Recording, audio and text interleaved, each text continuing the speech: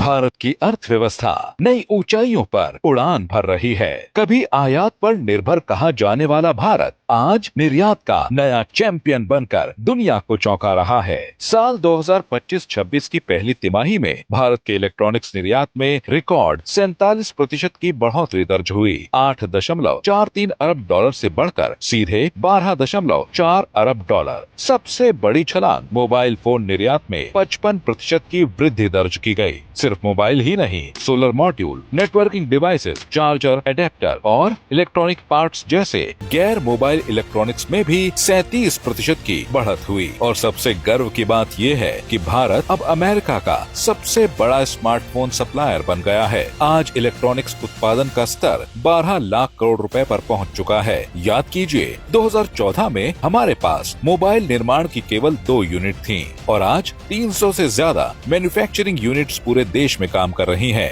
ये है make in India का असली कमाल। इतना ही नहीं, भारत का सेमीकंडक्टर मार्केट भी तेजी से बढ़ रहा है और 2030 तक 100-110 अरब डॉलर तक पहुंचने का अनुमान है। स्टार्टअप की दुनिया में तो भारत की रफ्तार और भी तेज है। 4 से 9 अगस्त के बीच भारतीय स्टार्टअप्स ने 205.31 मिलियन अमेरिकी डॉलर जुटाए। ये आंकड़े बताते हैं भारत की युवा शक्ति, नवाचार और निवेश मिलकर अर्थव्यवस्था को नई दिशा दे रहे हैं। मोबाइल से लेकर माइक्रोचिप तक, स्टार्टअप से लेकर स्मार्टफोन सप्लाई तक, भारत की अर्थव्यवस्था अब सिर्फ बढ़ नहीं रही है बल्कि दुनिया का नेतृत्व करने के लिए तैयार है। यही है नया भारत, आत्मनिर्भर, सशक्त और अजेय।